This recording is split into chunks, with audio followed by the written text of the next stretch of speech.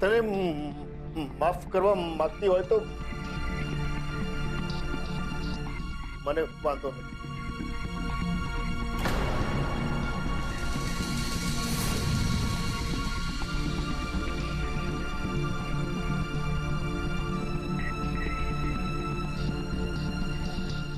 કિંજલ,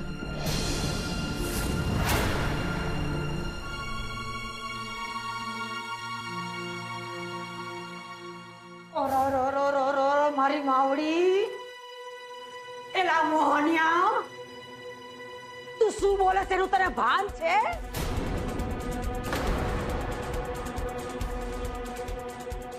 અને તું હાલી નીકળો છું માફી માફી કરતો? હાલતી નો થાય તી.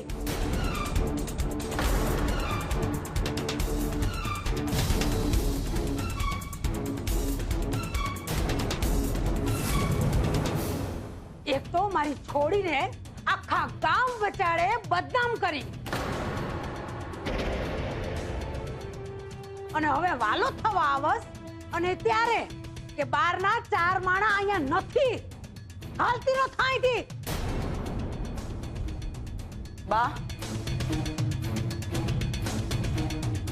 શાંત થઈ જાવ બા. પ્રેમ હોય કે દ્વેષ, માણસ જો પોતાની લાગણી ઉપર કાબુ રાખી શકતો તો પછી પ્રોબ્લેમ જ શું હતો?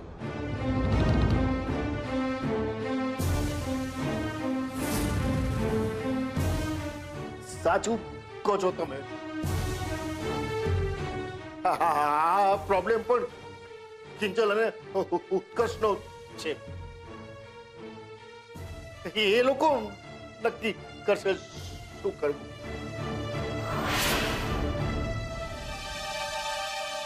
કિંજલ બેટા, તારું શું માનવું છે?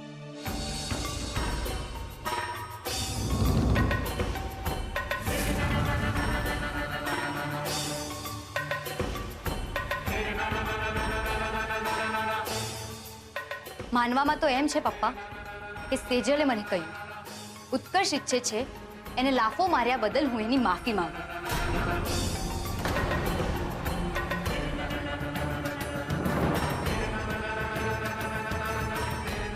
ને પપ્પા સામે એ પણ માફી માંગશે લેટર લખવા બદલ. ને આમ જોવા જઈએ તો બરાબર જ છે ને, એક હાથે માફી દે, બીજા હાથથી લે. પણ ઉત્કર્ષ, મને નથી લાગતું કે ખાલી શબ્દોથી માફી માંગી લેવાથી જે થઈ ગયું છે એ ભૂસાઈ જશે.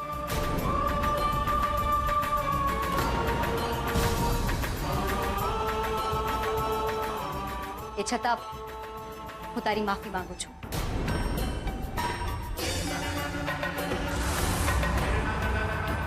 આઈ એમ સોરી. હું પણ તને સોરી કહેવા માંગુ છું કિંજલ. પ્લીઝ મને માફ કરી દે. જે કંઈ પણ થયું એ નહોતું થવું જોઈતું. એક મિનિટ, મારી વાત હજી પૂરી નથી થઈ. આ માફી હું એટલા માટે નથી માંગી રહી કે તને લાફો માર્યાનો મને રંજ છે. મને લાફો માર્યાનો જરા પણ રંજ નથી.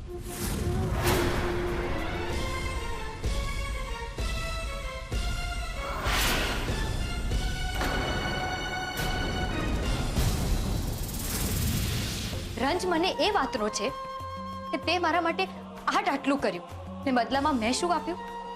લાફો. પણ ઉત્કર્ષ, તે મારી પાસે કોઈ ચોઈસ છોડી જ નહોતી. દોસ્તી દોસ્તી હોય છે, દરિયા જેવી. ને દરિયો ક્યારેક તોફાન કરે, મસ્તી કરે, પણ પોતાની મર્યાદા ના ઓળંગે. અને જો ઓળંગે તો સુનામી આવે.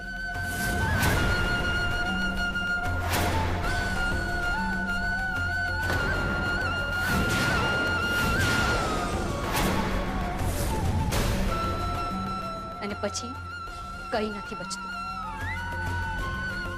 એ જ રીતે ઉત્કર્ષ, આજે તારી માફી માંગ્યા પછી મારી પાસે પણ કંઈ નથી બચ્યું.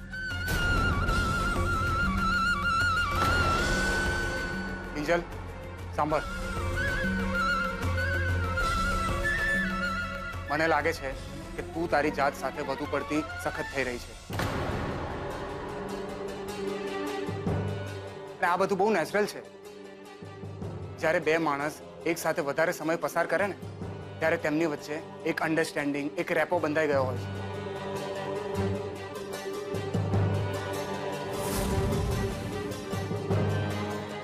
ક્યારેક ક્યારેક મને પ્રેમ છે, તને પ્રેમ છે કે નહીં, આ બધી ગૂંચવણ ઊભી થતી હોય છે. ને તેમ છતાં જો તને મંજૂર નથી તો તમે બંને આ વાતને ભૂલી જાઓ અને હાથ મિલાવી નવેસરથી દોસ્તીની શરૂઆત કરો. પાછી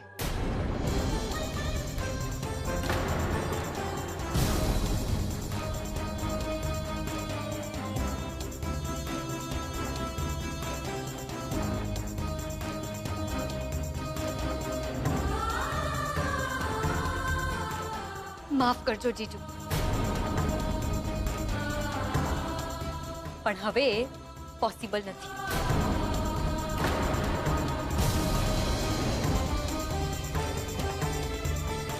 મારાથી તો નથી જ. જીજુ, એકવાર કાચ તૂટ્યો એટલે તૂટ્યો જ કહેવાય. જીજુ, સંબંધોનું પણ આવું જ કંઈક ગણિત છે.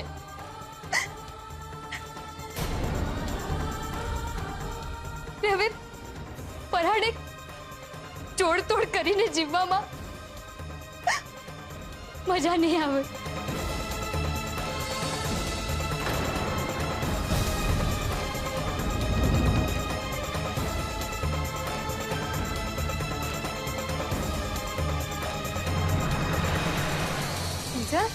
કિંજલ બેટા,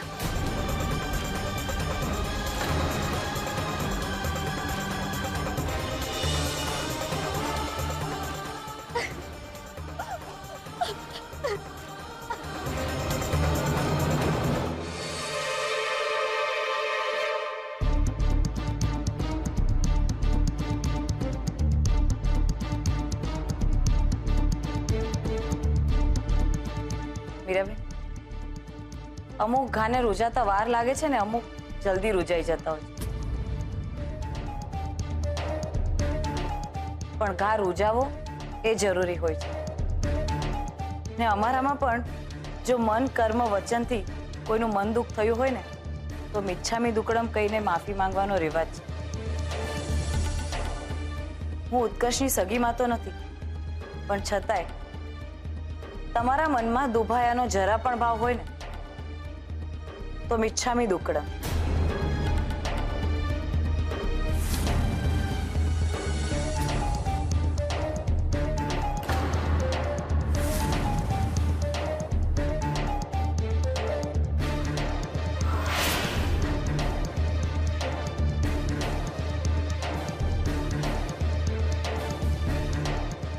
ચલ બેટા.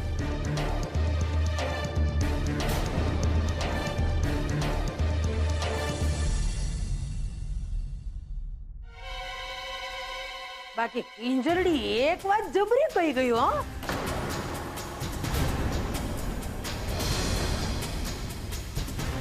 એમ કઈ ભાડું ભૂહાય ખરું?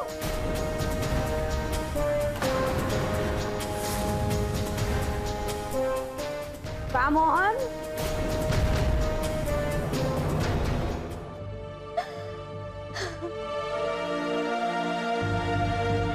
કિંજલ, તું રડ નહીં ને પ્લીઝ.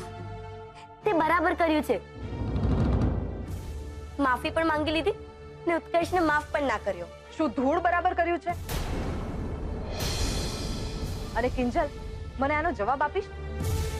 નીચે જે તે કાચ અને સંબંધનું ગણિત સમજાવ્યું એનો મતલબ શું હતો? હ, એનો મતલબ એ હતો કે કિંજલ કોઈ ટાઈમ પાસ નથી. તમને પ્રેમ થાય ત્યારે તમે લેટર લખી દો ને તમને મન થાય ત્યારે તમે સોરી કેવા ટપકી પડો. અરે વાહ, તું ચૂપ રહીશ? તું આ બધું સમજવા માટે બહુ નાની છે. અને કિંજલ, તું રડવાનું બંધ કર. તે નીચે જે કર્યું છે ને એ કેવા લોકો કરે ખબર છે? ડબલ સ્ટાન્ડર્ડ અને હિપોક્રેટ. તેજલ દીદી કીધું ને વચમાં નહીં બોલ. હું જે કહી રહી છું એ સાચું કહી રહી છું. બાને જ્યારે જેલમાં મોકલવાની વાત હતી ત્યારે તો મેડમની માફીની વ્યાખ્યા જ કંઈક અલગ હતી. અને આજે કોમ્પ્રોમાઇઝ કરીને જીવવામાં મજા નહીં આવે.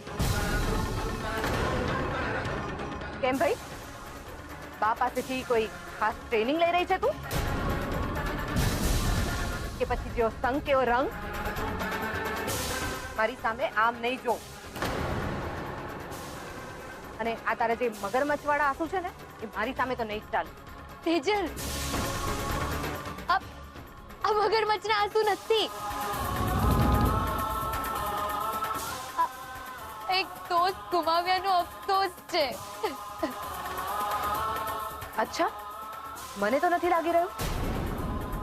અને તું આ ભ્રમમાંથી મહેરબાની કરીને બહાર આવ કે તું જે વિચારે છે એ જ સાચું હોય. બહુ નસીબદાર હોય છે એ માણસો જેને કોઈ પ્રેમ કરવા વાળું મળે છે. અને હું તો ઝાંસીની રાણી છું. મને કોઈ કેમ કઈ કહી જાય? એવું નથી હોતું કિંજલ. અને તું જે આ રડી રહી છે ને એ એટલા માટે નથી રડી રહી કે તને એક તારો મિત્ર ગુમાવ્યાનો અફસોસ છે, પણ તું એટલા માટે રડી રહી છે કેમ કે તને પણ અંદર ખાને ક્યાંક ખબર છે કે તું ઉત્કર્ષને પ્રેમ કરે છે. પણ એ વાત તું સ્વીકારે એના પહેલા જ આ વાત છતી થઈ ગઈ. એટલે મેડમે પોતાના ઈગો પર લઈ લીધું. પણ એક વાત બરાબર સમજી લેજે તું કિંજલ, ઉત્કર્ષની મદદ વગર તું કઈ નથી ઉકાળી લેવાની. એ પછી રાહુલની ડિગ્રી વાળો કાંડ હોય કે પછી ટી મેળાની જીત હોય, પણ હવે તું હારી ચૂકી છે. મોકો પણ અને ઉત્કર્ષને પણ. આ જિંદગીભરનો અફસોસ અને આ આંસુ તને મુબારક હો.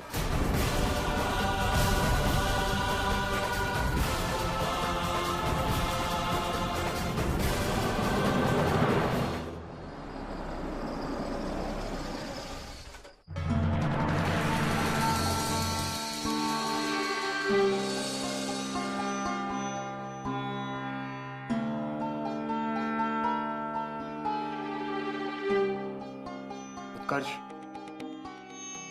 તે તારી સાઈડથી બધી વાત ક્લિયર કરી નાખી છે ને, માફી માંગી લીધી છે ને, તો પછી શું કામ મોઢું લટકાવીને ઊભો છે તું?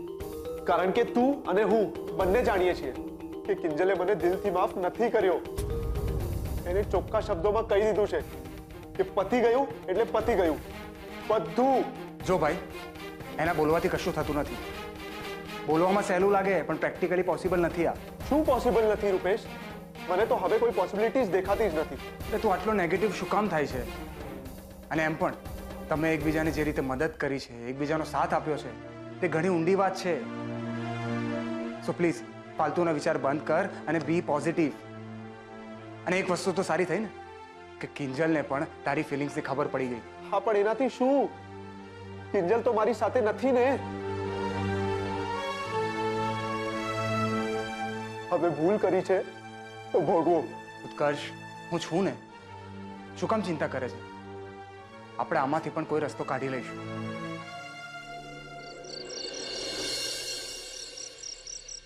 હજુ ઉત્કર્ષ અને કિંજલ બાબત વિચારો છો?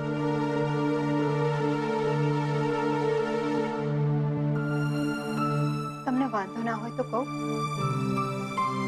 આજે જ્યારે ઉત્કર્ષ માફી માંગવા આવ્યો ને ત્યારે રીતસરનો એની આંખમાં પસ્તાવો દેખાતો હતો. માણસ માત્ર ભૂલને પાત્ર થઈ જાય કોઈક વાર ભૂલ, બાકી છોકરો તો સમજુ છે જ. આપણી કિંજલ એના કરતા વધુ સમજુ છે. કેવું કહી દીધું? સંબંધમાં પડેલી તિરાડ સોરીના સિમેન્ટથી સંધાતી નથી. એ દિવાલને તોડી નાખવી પડે. પૂર્ણ વિરામ. બસ. આટલી નાની ઉંમરમાં કિંજલ બધું સમજી ગઈ. એનો નિર્ણય બરાબર છે ને હું એની સાથે જ છું. હા. ગુલાબ, વીસી વાળા કાંતિભાઈ આવવાના છે. 5 લાખ મળી ગયાની રસીદ આપવા માટે. તો તું એમના માટે ખાસ ગુલાબ સ્પેશિયલ બનાવજે. હા, સારું. લે, કાંતિભાઈ આવી ગયા પપ્પા. મોહનભાઈ, મસાલાવાળી ચા મળશે કે? અરે કાંતિભાઈ, આવો આવો આવો આવો. બેસો ને, બેસો બેસો બેસો. ગુલાબ, ચા. લાવ્યો લાવ્યો. બોલવામાં તો ઘણો ફરક દેખાઈ રહ્યો છે. જીભ ઓછી થોથવાય છે. હા, આજકાલ પપ્પા સ્પીચ થેરાપિસ્ટની ટ્રીટમેન્ટ લઈ રહ્યા છે ને, એટલે. કાંતિભાઈ, જીભ છૂટી થઈ ગઈ પણ મગજ પકડવા લાગ્યું. યાદ નથી રહેતું આજકાલ. ધ્યાનથી દવા કરાવજો. ઓહો, વીસી પ્રકરણ જોવું પડશે રાઘવ. માસુકભાઈને કેવા કામ આવશે? કે ટેટો ફૂટે છે કે સુતળી બોમ્બ? તમારા માટે ગુલાબ સ્પેશિયલ. એ ગુલાબડી, ચા મારી માટે ચા લઈ આવ. આ સુજેને મોટા ભાઈ ઘણા દિવસથી ગુલાબના હાથની મસાલા વાળી ચા નથી પીધી. ભાઈ લાગુ મોટા ભાઈ. મોટા ભાઈ, તમે હજી મારાથી નારાજ લાગો છો? હે, મારી સામુએ નહીં જુઓ? હે, પણ આમાં મારો શું વાંક છે? હે મોટા ભાઈ,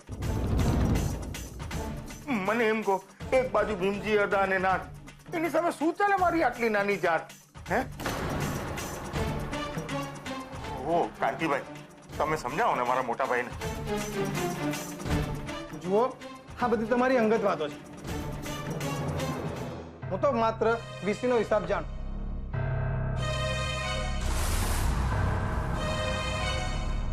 કિંજલ, હાલે વીસીના 40 મેમ્બરે કરેલી સાઈનનું કાગળ, જેમાં પૈસા મળી ગયા છે,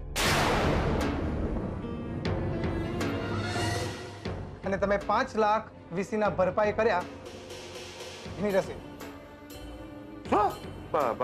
ભરાઈ ગયા પૂરા 5 લાખ? ક્યારે? કિંજલે પૈસા તો ક્યારના ચૂકી દીધા, પણ થોડી સહી સિક્કામાં વાર લાગી. અને હા કિંજલ, આ પેપર્સ બનાવ્યા છે ને, એનું બિલ છે. તું જરા વાંચીને સહી કરી દે.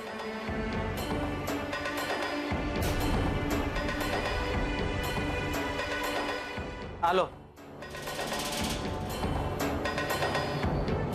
ઓહો, ગજબ કેવાય આ તો. અહીંયા મારા 5 ગયા અને આને 5 મળ્યા. અરે લાવી ક્યાંથી? અરે ઘરમાં આવી હોય તો કેવાય કે આ લઈ ગઈ, પણ લઈએ ગઈ હોય તો હતા તો એના જ ને. તો પૂછવું તો પડશે જ કે 5 નો મેળ કર્યો ક્યાંથી?